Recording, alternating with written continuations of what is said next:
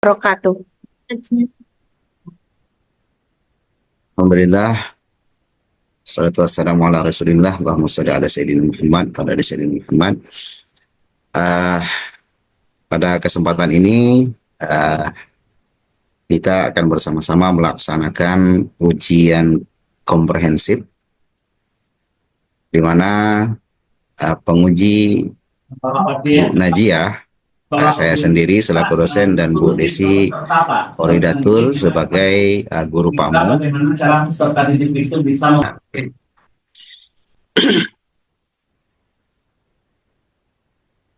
Baik Ibu, mungkin waktu kita kurang lebih nanti sekitar 15 menitan, tergantung bagaimana respon Ibu terhadap pertanyaan-pertanyaan yang kami ajukan. Ya, Iya, Pak. jadi pertanyaannya juga tidak terlalu sulit ya, sudah dipelajari semua dan semuanya sesuai dengan apa yang telah kita pelajari. Mungkin untuk yang pertama, ya kita mulai dari uh, keterampilan membaca Al-Quran dulu ya. Jadi setelah itu, Ibu sudah sediakan juga alat tulis, Ibu? Sudah, Pak. Sudah ya. Baik, saya dulu Bu ya untuk menentukan uh, ayatnya. Saya share screen, izin. Ini sudah terlihat. Terlihat Ibu Iya, Pak. di layar. Oke, ini surah Maryam.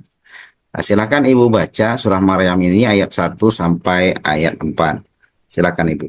Bisa agak diperbesar dikit, Pak. Ini sudah besar Bu. Kalau di situ bisa di zoom nggak? Nggak ya?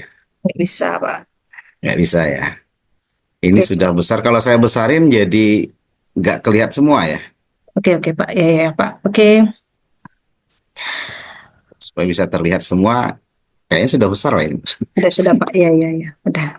Sampai ayat 4 ya, Pak. Ya, saya empat aja. A'udzu billahi minasy syaithanir rajim.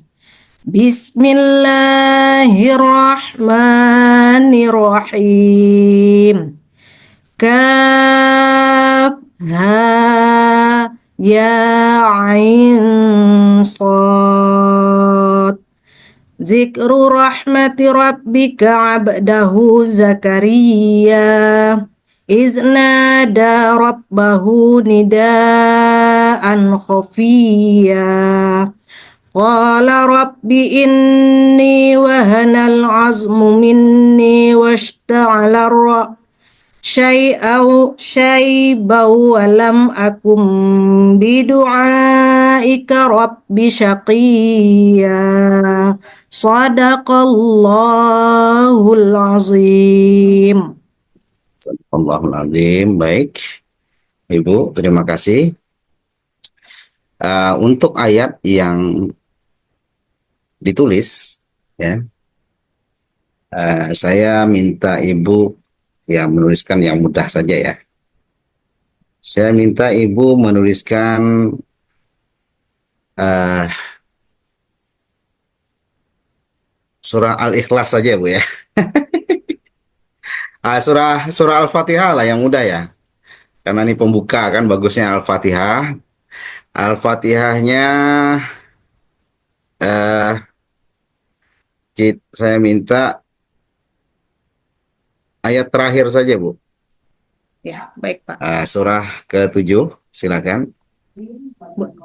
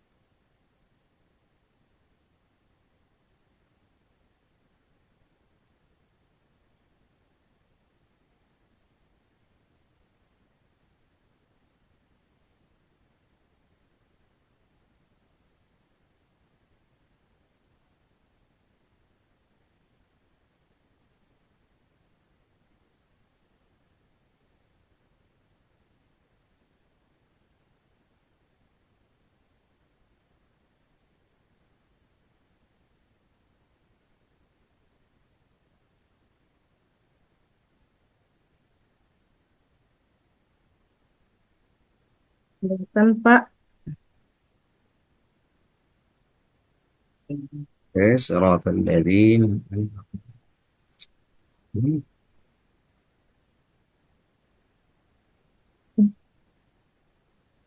Oke, Bu. Oke, terima kasih. Eh, untuk pertanyaan, mungkin saya silahkan dulu kepada Bu Desi untuk menguji tentang profesionalisme Ibu. Eh, Silakan Bu Desi. Terima kasih banyak Pak Nispi atas waktunya. Langsung saja, Ibu Najia, di sini ada beberapa pertanyaan yang ingin saya tanyakan. Pertanyaan yang pertama, Bu, bagaimana Ibu mengintegrasikan perkembangan terbaru dalam bidang ilmu yang Ibu ajarkan ke dalam materi pembelajaran? Saya ulangi, Bu, bagaimana Ibu mengintegrasikan perkembangan terbaru dalam bidang ilmu yang Ibu ajarkan ke dalam materi pembelajaran. Saya persilahkan, Bu.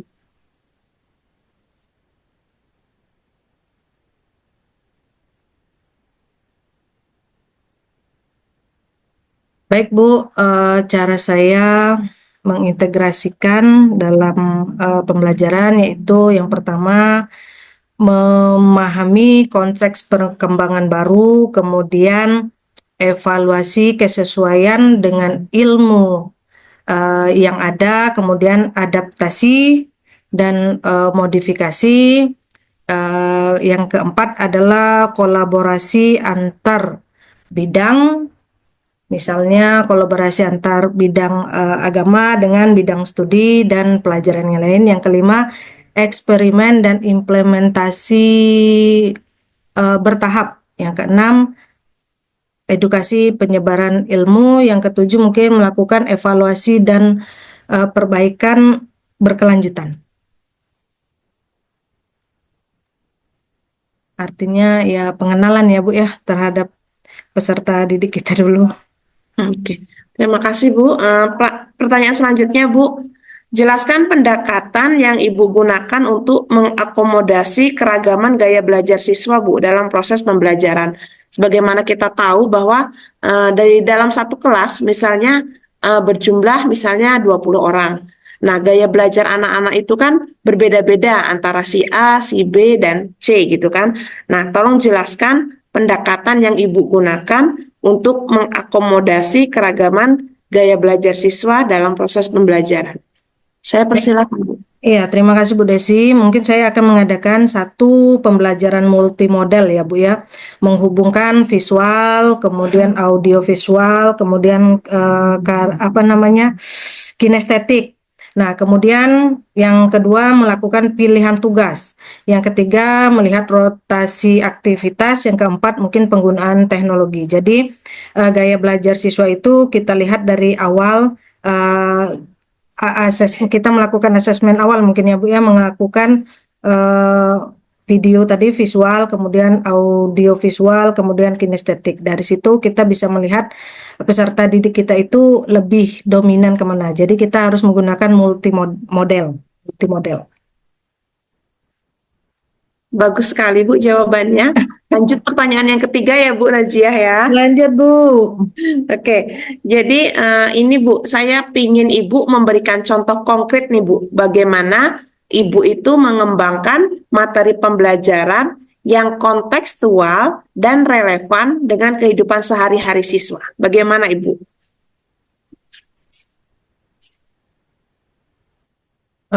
Melakukan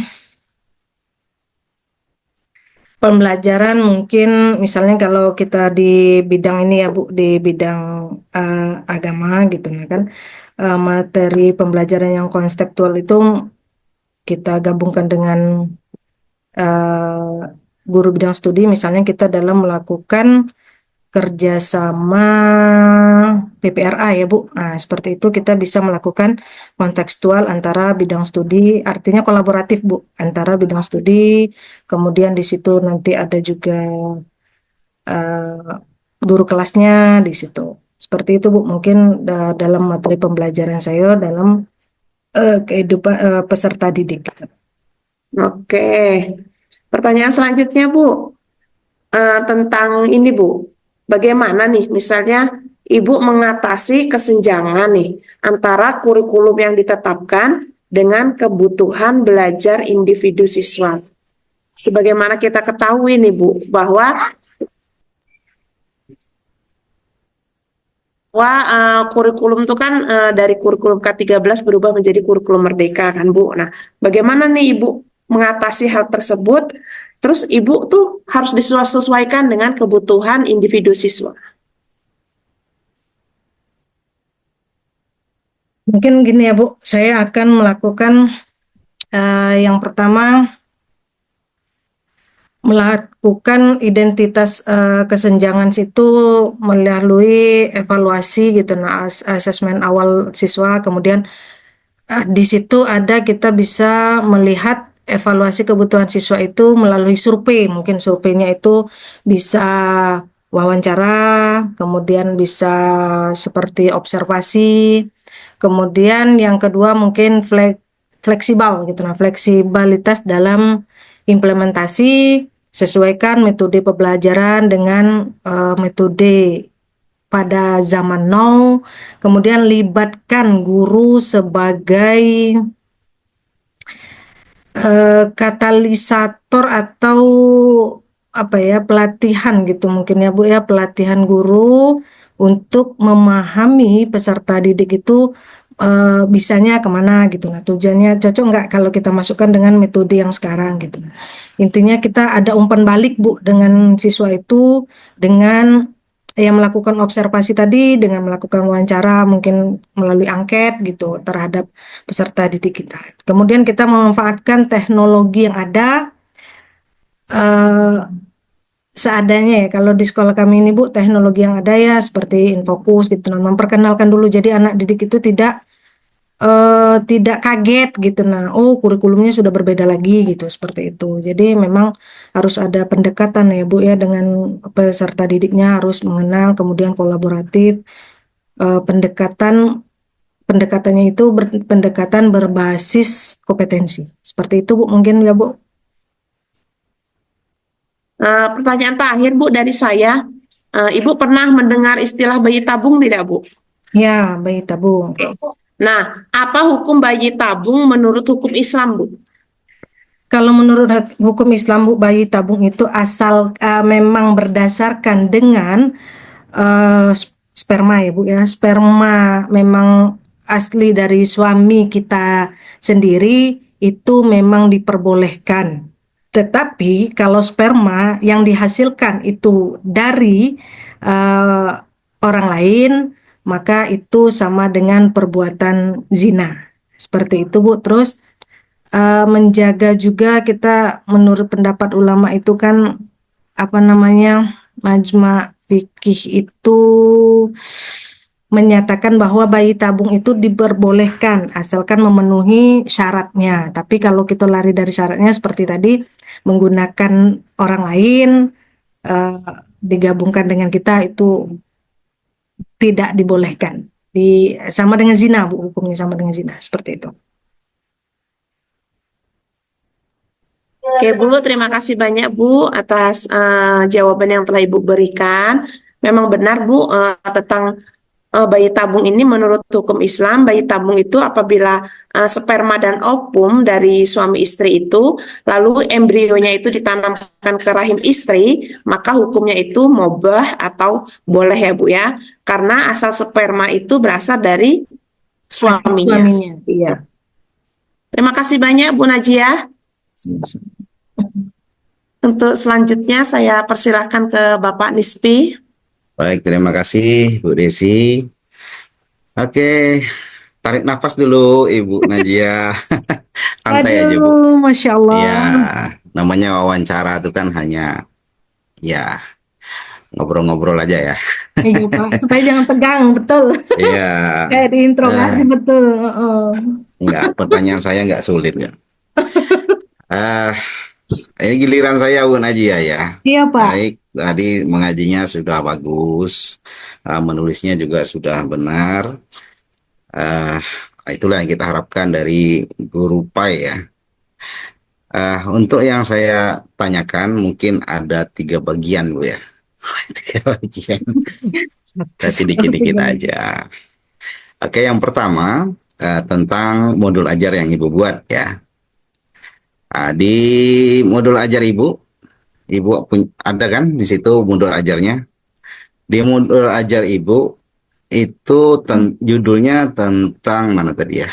Nah, ini. Aku bangga mampu berpuasa. Ya, aku bangga mampu berpuasa. Nah, di situ ada eh, profil atau apa namanya, mencantumkan profil pelajar Pancasila dan eh, PPRA ya Bu ya. Iya. Nah, di situ ada beriman, ada berkebinekaan global, Betul. kreatif. Terus yang terakhirnya apa ya? Kayaknya nggak masuk, nggak ketulis ya.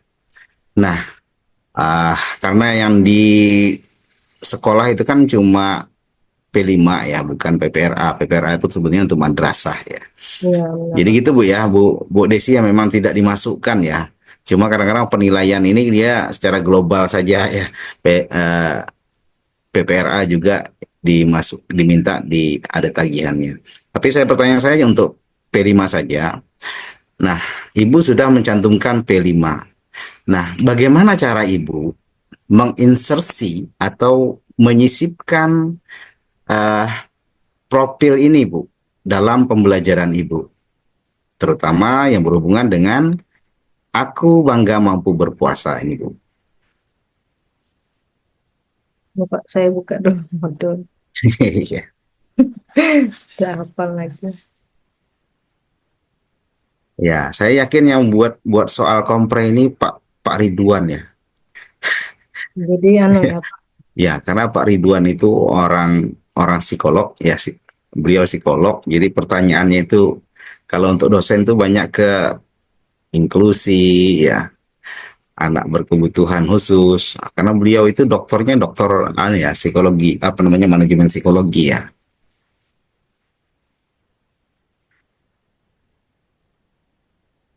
Karena saya kurang menguasai itu, saya tanyakan yang lain aja deh Bu. Baik, mungkin mengenai gambar yang saya buat itu apa namanya, model yang seperti itu mungkin gini ya Pak, apa namanya, dengan dimensi beriman, bertakwa kepada Tuhan Yang Maha Esa dan berakhlak mulia itu aktivitasnya mungkin mengajak ya Pak, mengajak anak dalam memahami puasa sebagai bentuk ibadah kepada Allah Subhanahu wa Ta'ala. Kemudian mendiskusikan bagaimana puasa itu melatih kesabaran, kemudian kejujuran dan pengendalian diri terhadap diri sendiri. Tujuannya itu siswa itu dapat ya Pak, dapat sesuai dengan tujuan pembelajaran saya. Pada itu tujuannya adalah siswa itu dapat memahami puasa tidak hanya sebagai kewajiban agama, tetapi juga sarana membentuk akhlak mulia. Kemudian di situ ada dimensi gotong royong. Di dimensi gotong royong itu kegiatan buka bersama misalnya di kelas, atau kita menerapkan, kalau di sekolah saya itu menerapkan setiap bulan puasa itu kami ada buka bersama di sekolah ya Pak, mulai dari kelas 1 sampai kelas 6 seluruh tanpa terkecuali. Kemudian apa namanya, mendiskusikan bagaimana saling membantu dan berbagi adalah bagian dari nilai-nilai puasa tersebut. Nah, yang ketiga yaitu di situ ada dimensi mandiri. Kenapa dibilang mandiri? Karena ajakan untuk melatih diri siswa itu bukan setelah dewasa saja, tapi mulai dari umur sejak dini ini anak-anak sudah diajarkan berpuasa. Jadi dengan kegiatan PPRA 5 berkaitan dengan puasa, maka anak-anak itu diajarkan dari sejak dini. Kemudian di situ terdapat juga bernalar kritis. Kenapa saya bilang bernalar kritis? Karena Maaf Bu sebelumnya Bu. mampu. Kita belum berbicara modul PPRA Ibu. Ya, kita belum berbicara modul PPRA. Mohon maaf. Yang saya tanya itu modul ajar Bu.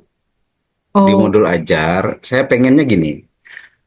eh Munculnya P5 PPRA itu kan kalau dulu disebut dengan pendidikan karakter kan. hmm. Nah, dianggap gagal. Dulu itu dianggap gagal. Kenapa? Karena guru belum mampu menginsersi pembelajarannya dengan nilai-nilai karakter itu. Nah, sekarang fungsinya di modul ajar itu tuh apa sih? Kok dimasukin juga gitu loh. Padahal kita sudah ada P5 PPRA dalam bentuk kegiatan ya. Nah, mungkin Ibu ini kan di modul ajar Ibu ada beriman, tadi kan sudah inilah Iya. sudah masuk. Nah, di Nah, sini ada kebernekaan global gitu global. kan. Nah, ini kan sudah ada tulisannya, ada penjelasannya, Bu. Silakan Ibu ini aja. Mungkin sudah ada penjelasan, sudah ada keterangannya. Tapi mohon penjelasan Ibu saja, bagaimana cara Ibu eh, mengelola itu di dalam kelas gitu loh, supaya nilai-nilai itu tercantol dalam diri siswa melalui pembelajaran aku bangga mampu berpuasa. Mungkin gini ya Pak, dengan menguatkan profil profil Pancasila sesuai dengan yang Bapak minta tadi, beriman. Jadi saya di situ memperkuat dari 6 dimensi profil pelajar Pancasila itu melalui proyek tadi, itu membantu menerapkan nilai beriman tadi, kemudian dapat membentuk karakter siswa tadi agar menjadi individu yang tangguh, kemudian memiliki moral yang baik, serta mampu berkontribusi kepada masyarakat. Mungkin seperti itu, Pak. Karena eh, menerapkan, makanya jadi modul ajar tadi diterapkan di dalam PPRA 5 sesuai dengan mendidik lah ya Pak ya, mendidik siswa kita. Oke, baik Ibu. Ya, mungkin nanti eh, selain dari kegiatan P5 PPRA yang ada jam khususnya, nah ketika Ibu mengajar pendidikan agama Islam, terutama nih di apa namanya di materi aku bangga mampu berpuasa, ya itu memang tercermin dalam kegiatan pembelajarannya Bu ya, P5 PPRA-nya. Kebenekaan global itu apa nanti uh, yang diinsersi di situ ya dalam pembelajarannya. Bagaimana puasa itu mampu membentuk profil kebenekaan itu, gitu kan? Karena kan puasa itu kan tentu orang berpuasa di situ juga anak-anak berbeda-beda nanti sesuai dengan ada yang buka dengan makanan khas daerahnya masing-masing gitu kan. Itu kan diungkapkan itu ya. Berbeda-beda, ada yang pakai pakai kue kue apa gitu. Kue Jambi apa nama kue Jambi, Bu? Kedamaian mungkin ya Pak, Ya, kelepon. Bedamaran. Kalau orang Jawa bukannya pakai getuk gitu kan. Nah, itu ya salah satu juga kan ini apa namanya bisa memupuk kebinekaan anak gitu kan. Terus ada kreatif nanti di pembelajaran itu nanti juga ada kreativitas yang dimunculkan dalam pembelajaran. Baik Ibu, masih di modul ajar, Ibu sudah menuliskan tentang tujuan pembelajaran. Nah, tujuan pembelajarannya apa Ibu? Tujuan pembelajaran anak dapat memahami ibadah puasa dengan baik dan benar. Baik Serta dan etik. benar. Oke. Nah, tujuan pembelajarannya itu masih menggunakan KKO yang belum bisa diukur ya. Kemudian untuk bisa diukur bagaimana caranya, Bu? Mampu melaksanakan berarti Pak. Ya, ini kan tujuan pembelajarannya. Peserta didik dapat memahami ibadah puasa dengan baik dan benar. Kemarin sudah saya jelaskan bahwa memahami itu belum bisa diukur belum, ya kan? Nah, untuk bisa diukur diapain lagi tujuan pembelajaran itu, Bu?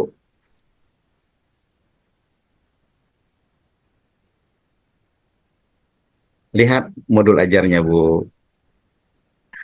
Tidak apa-apa.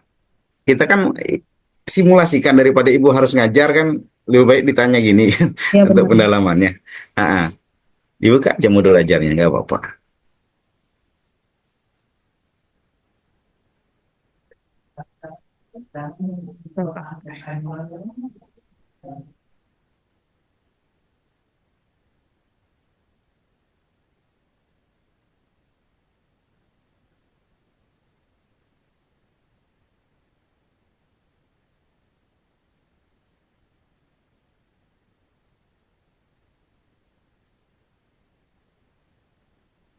Temu, Bu.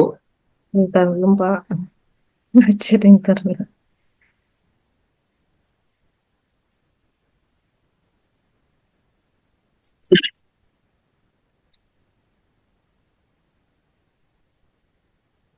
Kita kan kemarin sebelum dapat tujuan pembelajaran, kita ngambilnya di mana? Di Capaian, capaian pembelajaran. Setelah kita ambil dari capaian pembelajaran, terumuslah tujuan pembelajaran. Kemudian tujuan pembelajaran perlu adanya alur TP atau alur Iya. tujuan pembelajaran. Kemudian apa lagi? Satu langkah lagi untuk Eh, dapat diukur. KKTP Pak, melakukan KKTP. Diurai dengan menggunakan KTP agar KKTP. bisa diukur. Nah, itu Nah, Ibu lupa nih. Ya. Nah, KKTP itu juga kalimatnya harus sama, hampir hampir mirip ya. Hanya saja dia menggunakan KKO yang dapat diukur. Karena kan TP kita kan ngambilnya di capaian. Di capaian kadang-kadang sifatnya masih belum bisa diukur, makanya perlu KTP. Kalau dulu namanya indikator tujuan pembelajaran. Pak. Sekarang namanya adalah KTP. Ya. Ya, rumusnya sama seperti tujuan pembelajaran. Ada ABCD-nya juga, ya. Ada ABCD-nya. Cuma dia lebih bisa diukur. Dan itu saya bilang kemarin bahwa tujuan pembelajaran itu bisa dibuat lebih dari satu. Jika tujuan pembelajaran yang satu, bisa tiga tuh KTP-nya untuk dapat mengukur. Karena kan ada beberapa bagian mungkin yang ini ya, yang bisa diuraikan di situ untuk mengukurnya ya. Karena memahami itu kan luas, paham dengan artinya, paham dengan ciri-cirinya, paham dengan hal yang membatalkan misalnya, gitu Tentu ya. puasa ya Pak. Ya, Ya, KKTP yang itu dapat perlu kakak menyebutkan. ya, dapat menyebutkan, dapat menjelaskan, ya, Ya Pak. gitu. Jadi seperti itu. Saya kira cukup lah. Ini udah lama cukup ya. Ya, nanti Benar Pak. gantian dengan yang lain. Oke. Oke. Kalau Bu Desi itu sebetulnya satu pertanyaan sudah menilai, sudah bisa tuh tahu nilainya katanya. Oke, baik, terima kasih Ibu. Mungkin cukup itu Bu Desi ya. Ah, Pak. untuk Bu apa namanya Bu Najiyah, ada yang ingin ditambahkan Ibu? Bu Desi? Cukup Pak, cuma ini kan Oke. Desi hidupkan waktu Pak, 20-30 Ah, menit satu orang.